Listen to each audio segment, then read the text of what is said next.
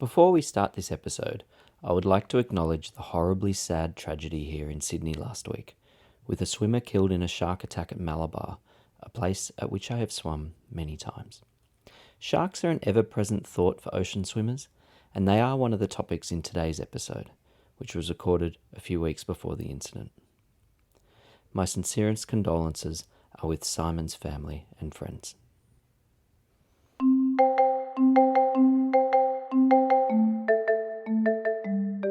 Greetings and welcome to the pod. My name is Mark West. Eli Ball is training to swim the English Channel. Butterfly. Yes, you heard that correctly. Butterfly.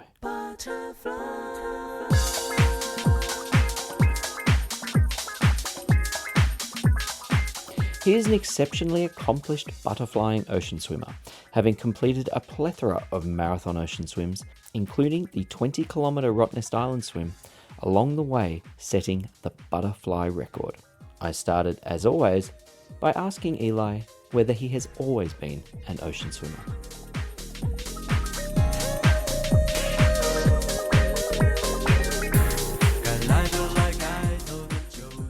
Look, I was anticipating you might ask me that question, and I'll say this: I from a very young age, I swam in the ocean a lot.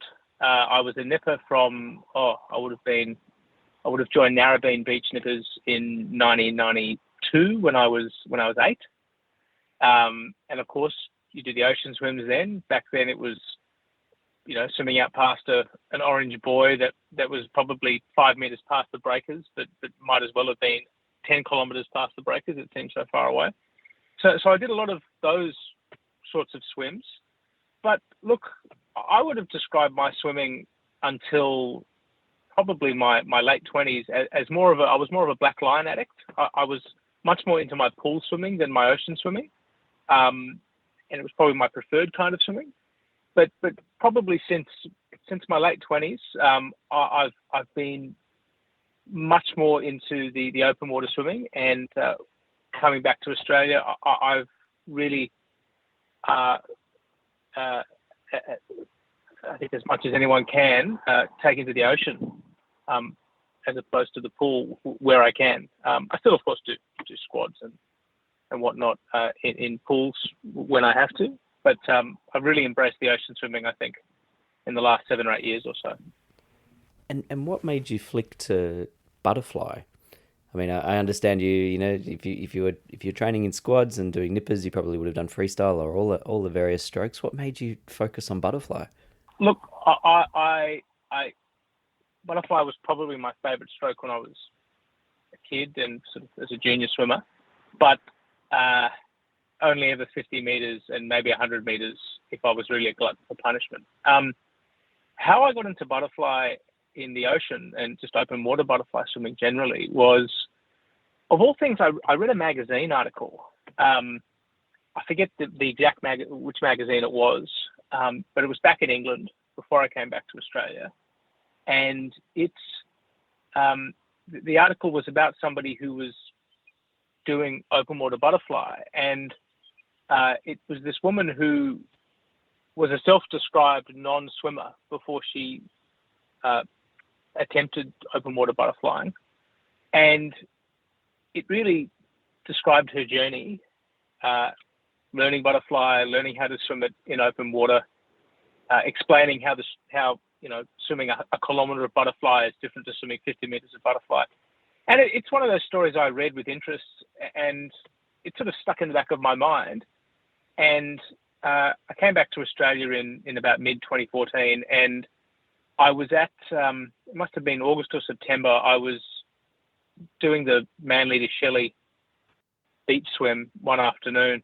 And I got to Shelley Beach, and I turned around and looked out and thought, okay, I'll swim back. And there was a yacht moored sort of about halfway in the bay.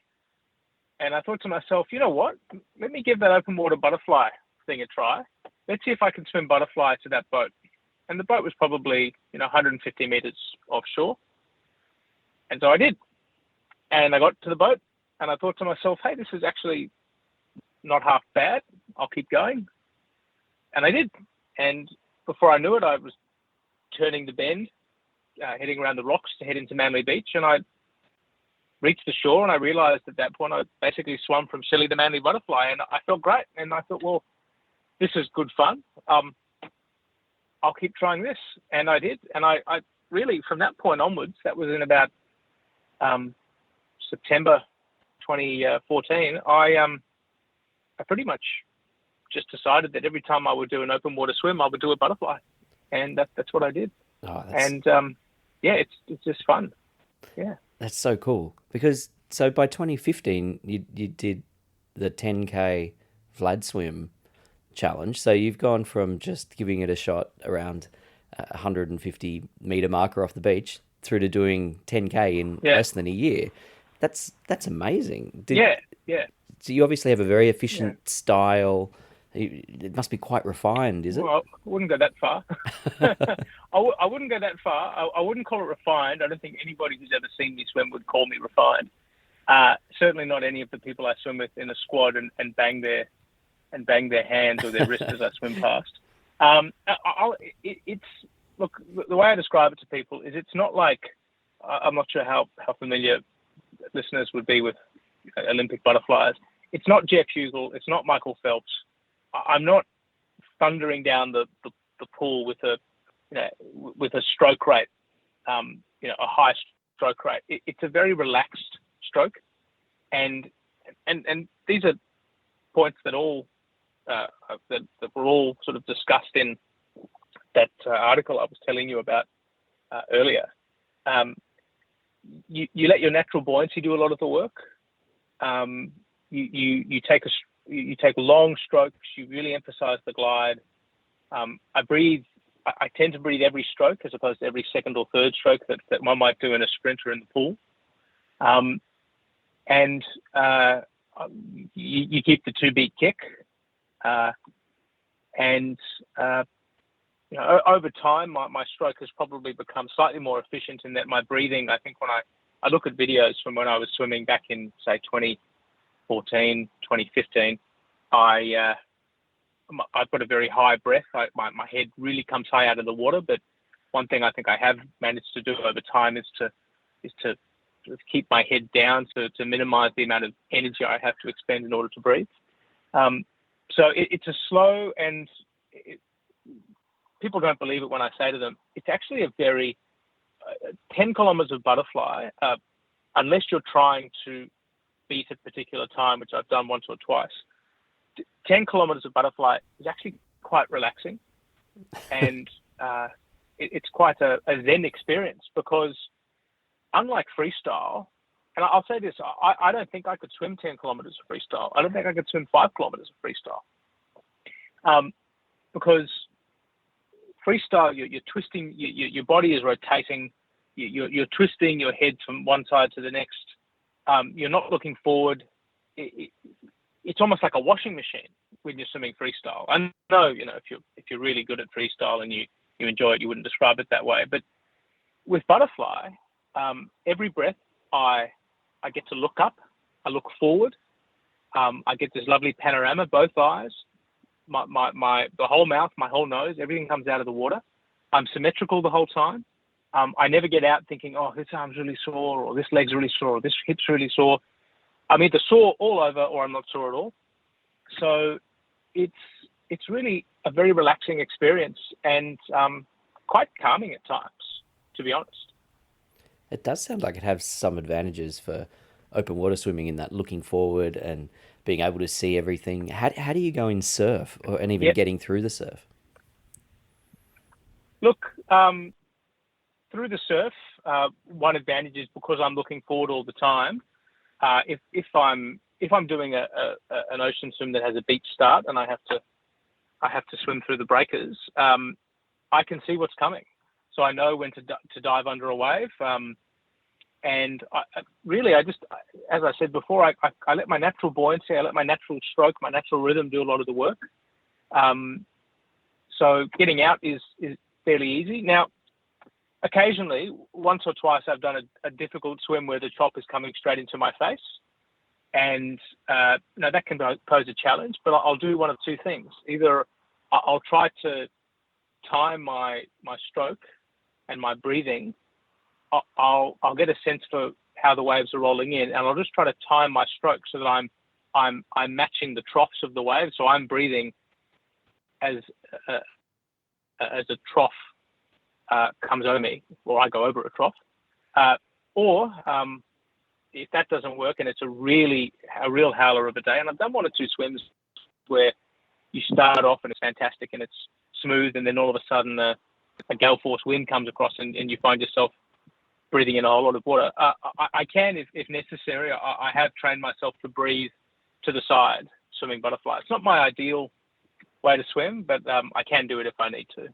But one thing I always try to do, whether it's in the pool or in the surf, and it's something that the stroke allows me to do, I think, is just stay calm and stay relaxed as much as you can. And I find that provided you abide by that, everything else will tend to take care of itself. And so how do you train for this? You must do some specific butterfly training. Are there coaches out there who are experts in long distance butterfly swimming? Well, if there weren't, there are now. Look, I did a lot of my early training. I got to the stage where I could swim a 5K, and also I think the Lake Burley Griffin 9K. I got to the stage where I could swim those, really just training on my own, swimming in the ocean, doing the Bold and the Beautiful for a while. But when I really wanted to ramp up my training to take on, for example, the South Head Rough Water, and then eventually the Rottnest swim, I joined a swim squad in Sydney, Vlad Swim, which I hope many people will be familiar with, and Vlad, the head coach there, as well as Jay, who is his assistant, are just fantastic swimming coaches, and a fantastic swimming coach knows all the strokes. They've adapted some drills for me, and they will give me attention and focus in on things that I can fix in my stroke, defects, problems that need addressing. Unfortunately, I think I've forced Vlad to go off like a bit of a broken record occasionally, focusing on my hips, because I think he's right. I tend to drag my hips a little bit when I swim over longer distances. But there's many things. For example, the streamlining of the head and getting my head down when I take a breath. That's something that I've worked on over time, thanks to Vlad. He really sort of helped me preserve a lot of energy doing that. So there are various drills that I do, and the other thing as well is when I was really swimming on my own without the benefit of a squad, all I swam was butterfly, and I really couldn't be bothered swimming freestyle. But the one thing that meant was that my sort of high threshold cardiovascular work was suffering, and by going into a squad, I started doing freestyle again, pushing myself so that I was getting that cardiovascular workout, which then helps with the longer distance butterfly, because it is hard to, it's much harder to maintain a high threshold of performance swimming butterfly over 2 or 3 kilometers over a hard set, whereas you can do it with freestyle, I would say, a bit easier. So it's not just butterfly that I swim in squads, but I swim a number of other things, and it's probably the best way to describe it is it's a holistic approach to how I train. Does anybody else do this butterfly focus? Like, do you have any competitors? Anybody you eyeing off? Well, internationally, there's a few people who do it. One bloke, John Batchelder from the US, he conquered the English Channel last year, 2021, which I got to sort of watch his tracker as he did it, and sort of followed the updates on Facebook as he did it. Simultaneously being very happy for him, but also a bit jealous, because we were actually both supposed to attempt to swim the Channel Butterfly the year earlier in 2020, but of course that got canned for COVID reasons. And he was able to rearrange it so that he was able to attempt it last year, and he made it. And it was fantastic to see him sitting on the beach in France, sort of looking out over what he'd just done. So there's John, and there are other people who've done it over time. Probably the most famous long-distance butterfly swimmer, she really was the pioneer, is Vicky Keith from Canada, who still does a lot of swim training. Still does a lot of swim coaching, particularly for special needs and swimmers with disabilities.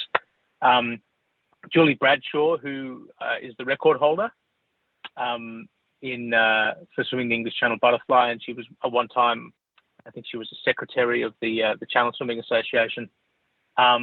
There's a Frenchman called Sylvain, I think it's Estadieu. He swam at Butterfly several years ago. Closer to home, before I was the second person to swim swim Rottnest Butterfly, and I think Philip Martin was his name. There's a very exciting young swimmer in Sydney, Dean Lane. I don't know if listeners will have heard of him.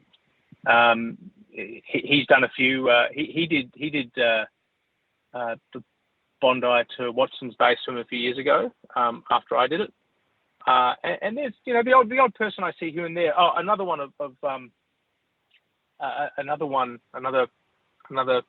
butterfly who I don't think I should pass by it not mentioning is I think it's Phil Bailey. I'm trying to remember names, but there are a few who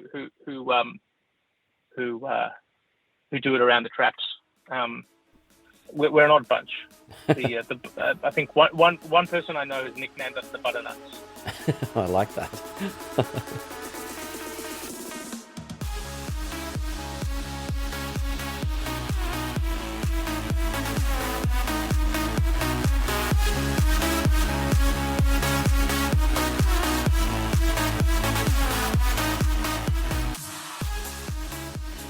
And you mentioned the English Channel before. That was gonna be my next question about having signed up for 2020 and then COVID came around. What made you think of the English Channel, and do you think you'll get over there this year?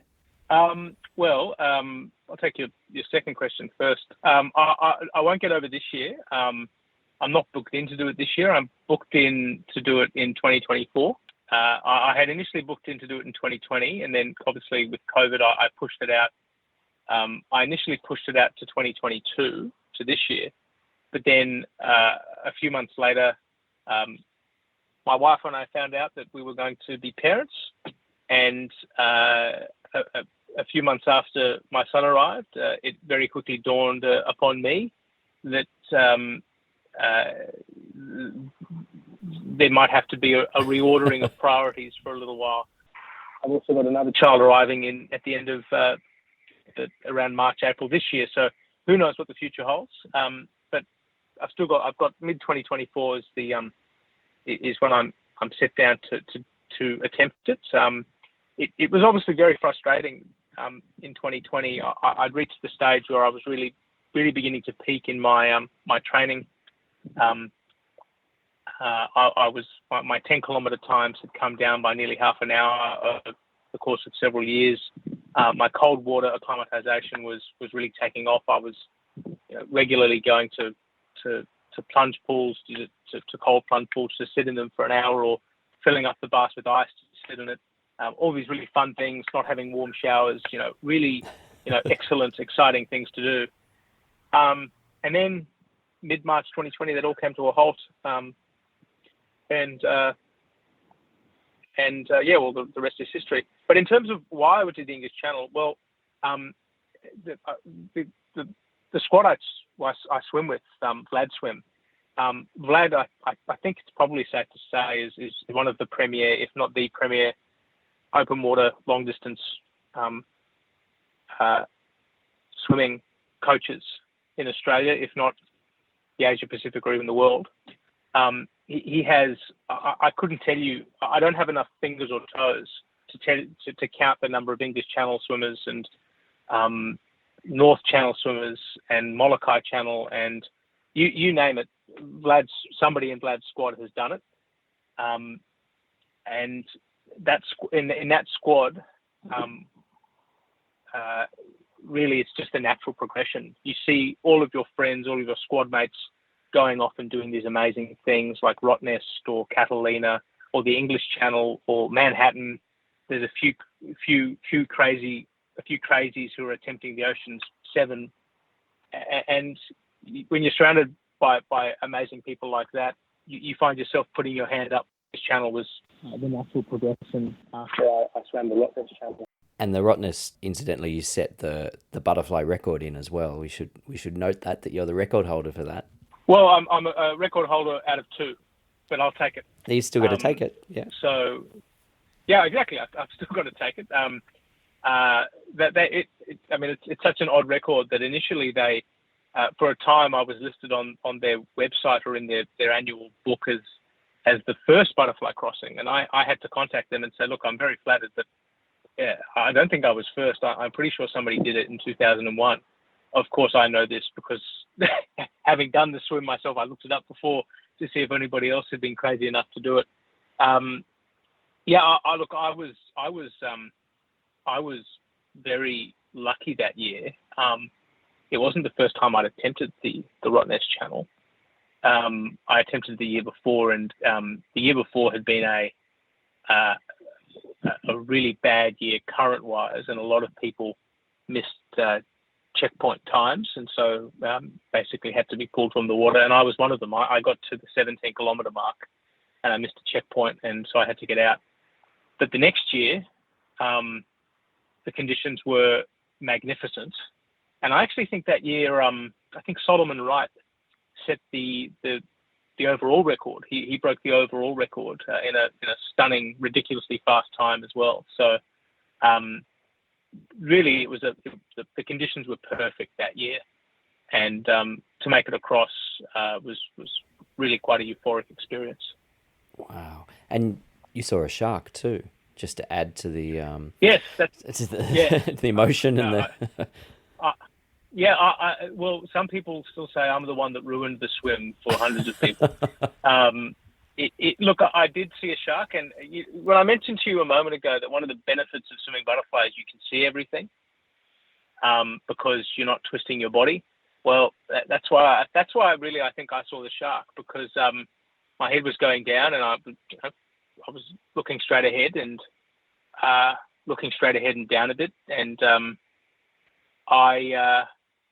I saw this thing swimming on the bottom of the seabed, because it was such a fantastic day. You could see all the way down to the seabed the whole way, and it took me a moment to realize what it was.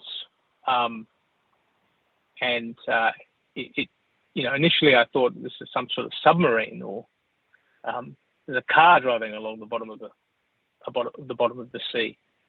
But it was very big. It was very wide, and I called out to my wife, who was on the boat. Shark! There's a shark in the water, and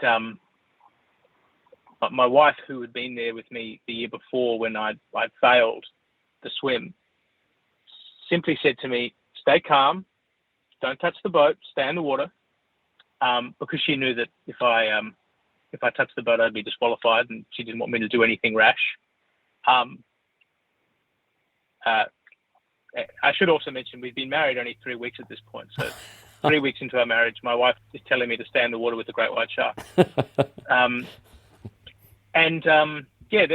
was a bit of a blur after that for the next little while. I remember swimming along for the next few kilometers with my kayaker on one side of me and the boat on the other side of me, as though that was somehow going to protect me. I saw the shark. The important point is the shark didn't see me. Yep. And it was it was quite a surreal experience. And obviously, the very disappointing thing about that whole incident was the decision was made.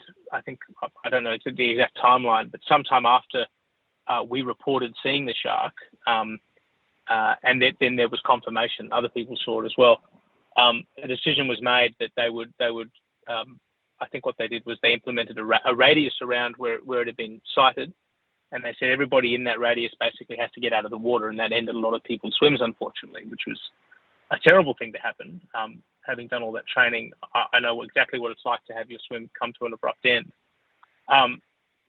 Fortunately for me, by the time they made the decision to implement the radius, I had actually swum beyond it. So the fortunate irony or the unfortunate irony, depending upon where you stand, is that the person who had seen the shark and that event necessitated the ending of a number of people's swims, the person who really triggered that wasn't themselves affected. And I think a few people were, I can understand a few people were quite peeved off at that situation.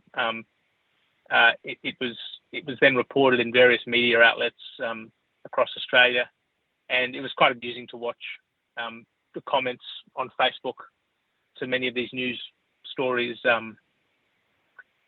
sort of flourish. And one or two people did, leave messages to the effect of, "Oh yeah, right, mate, good on you. You ruined the swim for everybody else, but you keep swimming." Well, unfortunately, that was simply the way that the organisers decided that not your decision. The incident would be dealt with. Yes, exactly. It wasn't my decision, and as I say, it was otherwise a fantastic day, but for maybe 45 minutes to an hour's worth of panic. I do remember thinking, and it's only in retrospect that I realised how absurd my thoughts were at the time, but this happened at around the 12, 13 kilometre mark. I still had 8 kilometres to swim, which is a good 2.5, 3 hours. And I remember thinking to myself, I've just got to swim a little bit faster now, as though that's going to help me in this situation.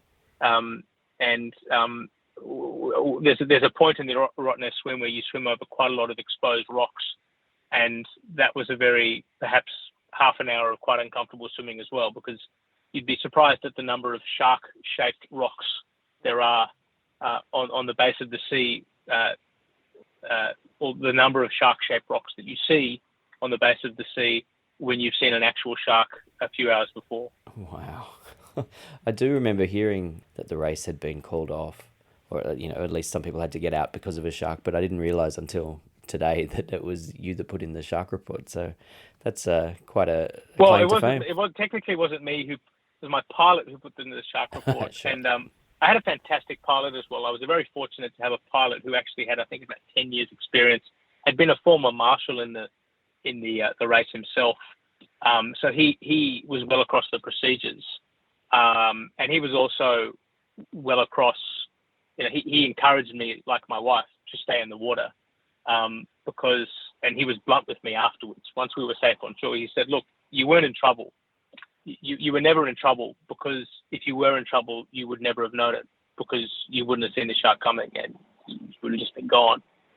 But, the shark was just in its natural habitat, doing its thing. And those are simply the realities of ocean water swimming. Yeah. Particularly in Western Australia. Particularly, yeah. And so is that your longest swim? I was thinking of all the training that you must do for the English Channel. You need to log up some long swims and some big kilometres. Yeah. Was that your longest swim? It's my longest swim by distance. It was, I think officially it's 19.6 Ks. The pilot clocked me in at just over 20 with currents and whatnot. So it's my longest in terms of distance. It's not my longest in terms of time. The year before the Rottnest swim with the difficult currents, I was in the water for 9 and a bit hours. I've also done, it's certainly not the hardest swim I've ever done. The hardest swim I've ever done would be I did an English Channel qualifying swim back in 2019 down in Melbourne. swimming around around the Brighton Baths, or just outside the Brighton Baths, around where all the boats are moored. And that was 8 hours in Melbourne in April, so cold.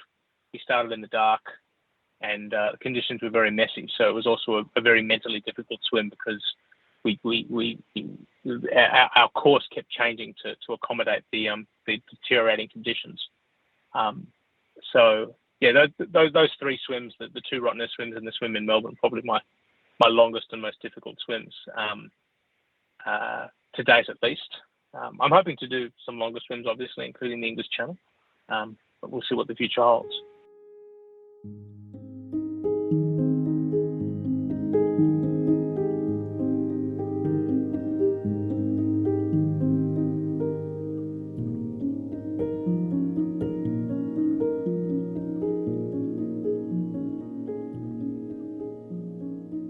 I guess it's hard to find cold water around Sydney, or during summer anyway. Maybe in winter it gets cold enough, but it must be hard to find cold water for English Channel training.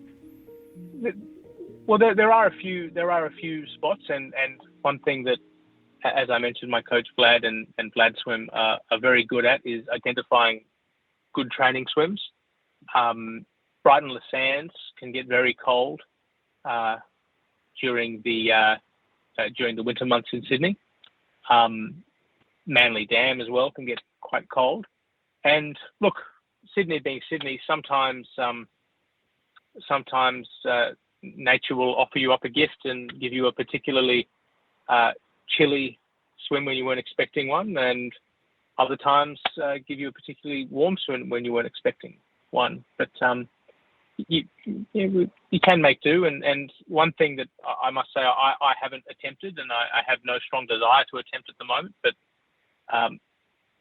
in 2020, when COVID saw the cancellation of a number of there were a number of us who were supposed to attempt the English Channel in my squad that year. Some of them went on to do it, others haven't. But one of the substitute experiences that some people discovered was the Ice Mile challenge, and for that they were going off into the Blue Mountains to find their 5-degree lakes. And I should say I have absolutely no desire to ever attempt that. It sounds. I must say I would sooner swim the English Channel butterfly than I would swim a butterfly Ice Mile, which in any event I should say I wouldn't even be the first, because I know somebody who has done it. There's a Hong Kong swimmer based in the Czech Republic who's done it. So why even bother? It's been done. Why put myself through that?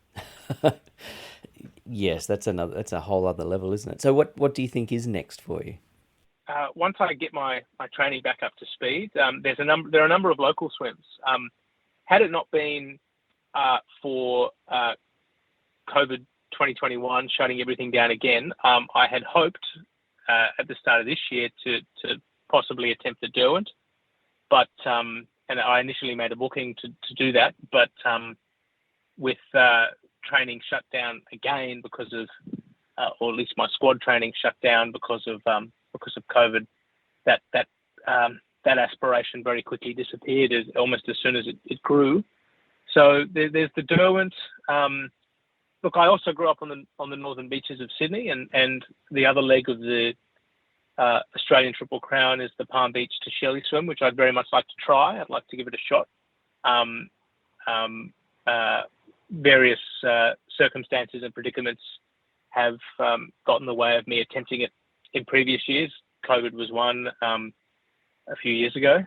So I'd like to give that a shot. I'm not at this point, I think, in my training at the moment with the combination of both COVID as well as the adjustments to one's sleeping patterns that one has to make when one has a 1-year-old son.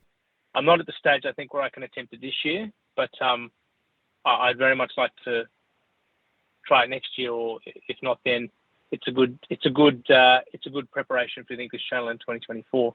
So there are a number of swims, but for now, I'm more than happy to just keep the arms rolling over when I can. Happy to do the odd 2K, 5K, and with any luck, I'll be back doing the Vlad Swim 10K at Christmas this year. I did the 5K last year, which was a welcome change, a far more relaxing experience. Well, you're no slouch either. I mean, your times are pretty quick. You compare pretty well to the freestylers as well. Yeah, look, it's I don't push myself up to the front of the pack. I don't think I could, even if I wanted to. But it's nice. The great thing about the open water swimming community is it takes all comers, and there are people like as I've said, there are people I train with who are triple crowners, who have done amazing things, who swim in these these full length bodysuits that are quick and are able to punch out incredible times. But there are other people I swim with who cruise along and are there to have a good time, and I have absolutely no problem swimming with them. In fact, I think I prefer swimming with them. Yeah, well, I mean, I think for the sort of endurance work that you're doing as well, I mean, you're going to be in the water for a long time. I think that's probably the sort of attitude you need for the most part. I think that's right. I think one has to resign oneself to simply being in an environment for a long period of time and just getting used to, as I think I've been able to do over the last few years, just sending your mind somewhere else while your body does all the work.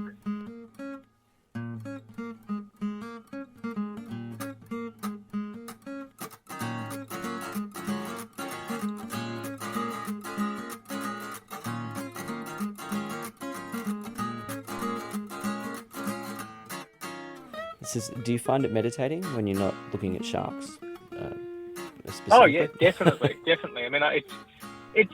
I would say I have maybe four states of mind when I'm swimming, and they often are tied very neatly to how well I've managed to do my nutrition.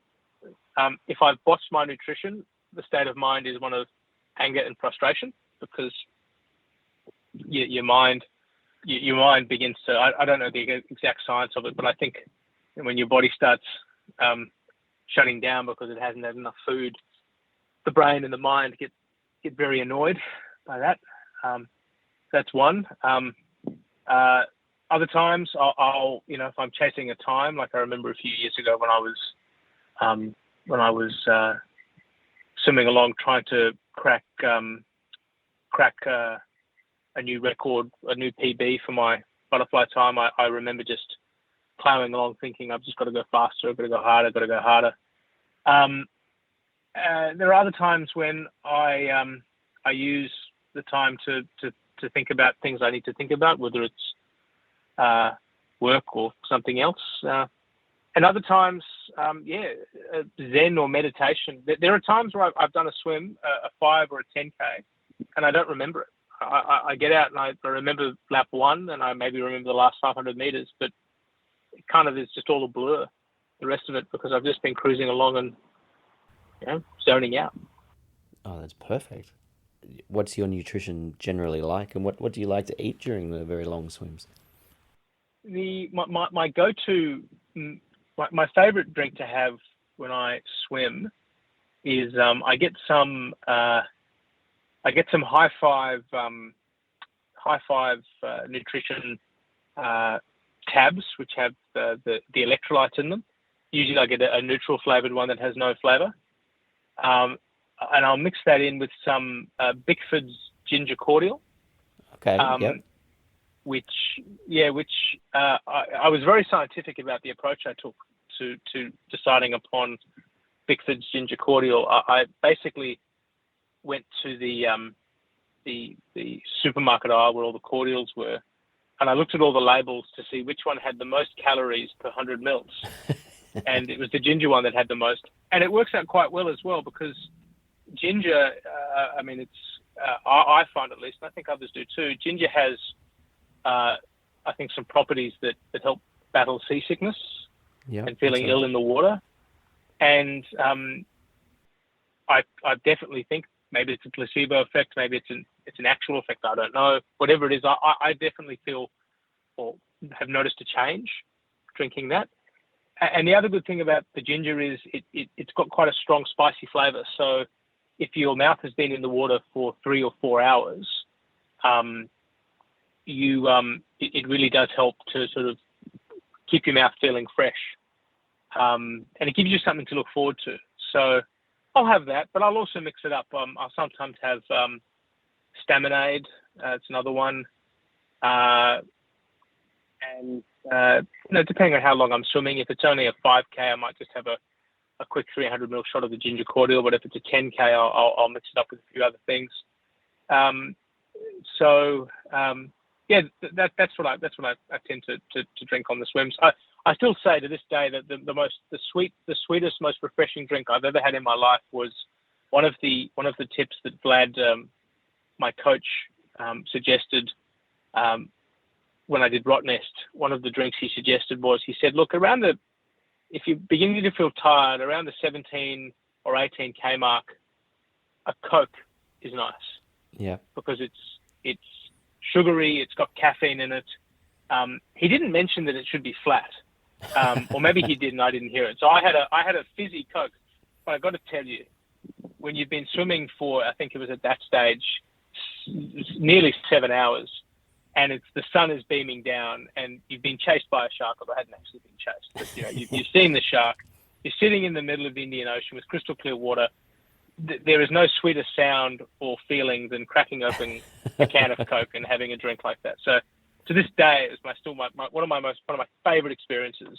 Was downing a fizzy, and as I say, it should be flat, but I had a fizzy Coke in the middle of or just towards the end of the Rottnest swim. So the great thing is with some of these long distance swims is, provided you find something that is yummy and high in sugar and won't make you sick, you can eat just about anything when you're swimming. That is one of the great things. You're burning a lot of calories, and any you put on is probably helping you stay warm anyway. So that's probably a good thing. Yeah, well, that's my working theory. If my wife says I've eaten too much for dinner, I say, well, it's all part of the training. Yeah, I'm an athlete. It's all insulation. You'll have to pick exactly. You have to pick some appropriately English or French soft drinks to have in the channel. Yes, there's Iron Brew, but I guess that's Scottish. I don't know what else there is. And literally got iron in it, doesn't it? Or maybe not anymore. I don't know. Shavings of the Orange Bridge. That was the old rumor was there's a bridge that goes over. There's an orange bridge that goes over some body of water in Scotland, and they said it has the shavings of those. So maybe I'll give that a shot. But yeah, there's and I know. Look, the French. I know the French are famous for various fizzy drinks that they make. Perhaps they're better enjoyed at the end of the swim, though. That's right. You're going to have a good time. Although, I mean, as I understand it, you've pretty much got to jump straight back on the boat and go back to England, don't you? Yeah, that's right. That's right. I swam the English Channel as part of a relay, so it's nowhere near the same experience as doing it solo. I imagine, because I haven't done it solo yet. But I swam with a group of 6, and we made it. I think it was about 11 o'clock at night, and one of the swimmers in our group was the lucky swimmer that got to swim into shore, and it was a euphoric moment when we realised we'd finished. But then as soon as it was done, it was over. So yeah, I think you basically just you finish and you've got to head straight back. There's no enjoying the finer things that the French have to offer. Oh, that's great that you've had a taste of it. You have some knowledge of what's to come. So was that when you were living in England? Yeah, I was in England. I think it was about 2000. I think it was 2012, maybe 2013. I lose all the years blend into one. Yeah, and it was that was actually, it was that experience. A group of us, I was studying over there at the time, and a group of my friends that I was studying with, we decided to pick this thing to do, and that was when I actually started getting into open water swimming for the first time. There was a lake nearby that we did a lot of training in, and we went down to the sea a few times to do some qualifying swims and some training swims, and that's when I really began to get into the open water swimming and began to realize that as fun as it is following the black line up and down, it's much better doing it in an open body of water. So that was quite an experience, and we were very lucky, I should say. And one of the points that's always caused me some concern in my hopes to eventually swim the channel solo is that the conditions we had on the day when I did the relay were some of the best conditions I think we could have ever had. I think it was, for starters, the hottest day of the year in England. Our biggest enemy was sunburn and getting too hot on the boat, and the water was glassy the whole way. So we had quite a fun experience, quite a good experience, and so from that point of view, I would like to think I know what to expect, but I don't think anything can properly prepare you for doing it until you've done it yourself. And this was before the butterfly days too. So you did it freestyle? Yeah, this was back in my my wild freestyle years.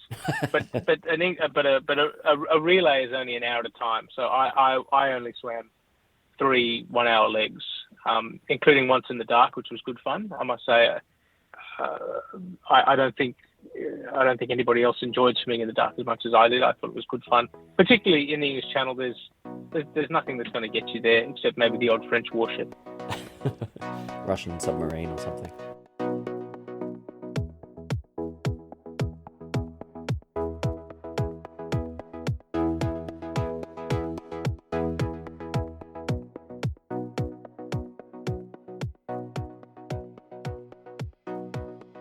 Back when COVID first hit, a few people suggested, I should apply for an exemption to go and do it because I was close training wise, but one of the real problems early on in COVID, of course, was the quarantine and having to go over quarantine, come back quarantine, and when you swim the channel, I had a 2-week window, so what would have been a 2-week trip suddenly was going to become a 6-week trip. So it's good that we can travel again now. When exactly I'll take advantage of that remains to be seen. Yeah. Hopefully it's 2024. Yes, adding a month of quarantine wouldn't be cheap either. It's an expensive exercise, the whole thing. Yeah. And the channel itself already is it's not the most expensive, but it's not the cheapest endeavor. You've also got yourself a pilot. You've got to also do the training as well. So you've got to sign yourself up for a squad, and then you've got to get the airfares and do all of that. So it's in addition to the years, there's also the monetary side of the equation. Yeah. Well, I'm really looking forward to seeing. Hopefully, you get to do it in 2024. I think it'll be amazing. I hope so too. I really do. But one thing I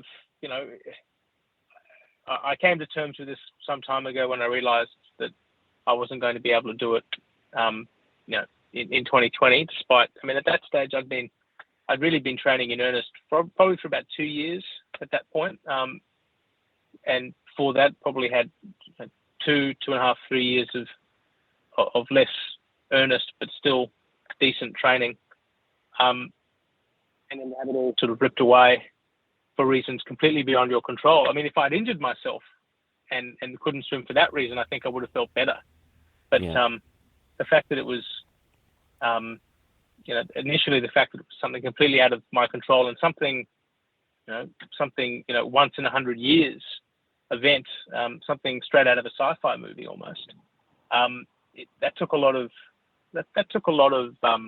getting used to. But one point that helped me come to terms with it is I went onto Wikipedia and I looked at the English Channel, and there's a bit that says, how old the English Channel is, and it's like thousands and thousands and eons of years old. So it's not going anywhere. That's true. It'll still be there in 2024, and if not in 24, then 2025. It may have been a tongue-in-cheek comment, but one of my squad mates suggested to me that with kids, I might want to reassess thinking about doing it in 2030. I hope not, but it'll still be there, and there's no rush. to get to it. But I'd much rather conquer it sooner rather than later. Well, I mean, ocean swimming is a sport that, I mean, it probably helps to be younger, but it doesn't hurt you that much to be a bit older. Oh, certainly not. In fact, I'll say the I think possibly one of the best swimmers in Sydney. He's part of my squad, Dean Summers. Yep. Now he's just announced that he's going to be swimming. He's done. I think he's done 6 of the Ocean 7. I think the only one he hasn't done is the one in Japan, which is notoriously difficult to simply even get a run at. But you know, Dean's no spring chicken, but he's done some incredible things. And I think the next thing he's got planned to do is swimming from Newcastle to Sydney, which is 60 miles plus. I don't know a young. There's not a young swimmer in my squad that would dare even attempt that. So I think in Dean's case, definitely, but hopefully for the rest of us, it's a skill where and a sport where one gets better with age. I just saw that on Facebook, I think. He has a Facebook site about that Newcastle to Sydney swim. Amazing. Yeah. Phenomenal. Yeah. And and also I've got to say the Facebook page, the illustration for it is badass. Yeah, it's pretty cool. Fantastic. The 60 miler, it really is fantastic. And it's I don't think it's a swim that's ever been done before. It will be quite an extraordinary swim to watch. And I'm really looking forward to actually watching it, because one of the great things with the open water swim community and with Blad Swim and others I know is when you know somebody who's off swimming the English Channel or Manhattan or Catalina, or whichever swim it is, everybody, they'll get a tracker, and everybody will be logged in following their progress, usually overnight, and you'll be checking Facebook to see how they're going. And I'm really looking forward to Dean doing that swim and watching him do it, and sort of virtually seeing the tracker make its way all the way from Newcastle to Sydney. So age is definitely no barrier. Or are you tempted to then do that, to become the first person to do it butterfly? No, not at all. Not in the slightest. I was born in Newcastle, and I left when I was maybe 6 weeks old. I have no desire to go back and swim back to Sydney. No. That's just a completely another league completely. Look, I feel that I've earned sufficient stripes having at least done a 20k butterfly swim. But if people doubt that and they insist that I have to do a 60-mile swim, then I have words for those people that I don't think I would mention on a podcast. Yeah, I think you might have earned your stripes there. Might have done the requisite pre-work. Oh, that's amazing.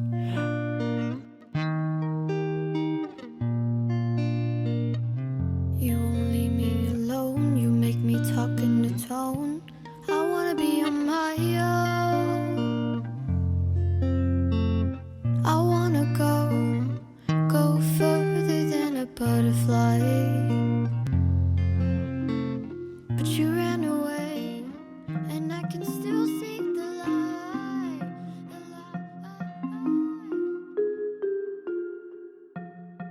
Thank you very much to Eli Ball for taking so much time to take us on his butterflying ocean swimming journey. If you'd like any more information on anything you heard today, if you'd like to follow Eli's journey towards the English Channel, or simply read more about his accomplishments, get over to the website at www.thepodpodcast.net. That's www.thepodpodcast.net.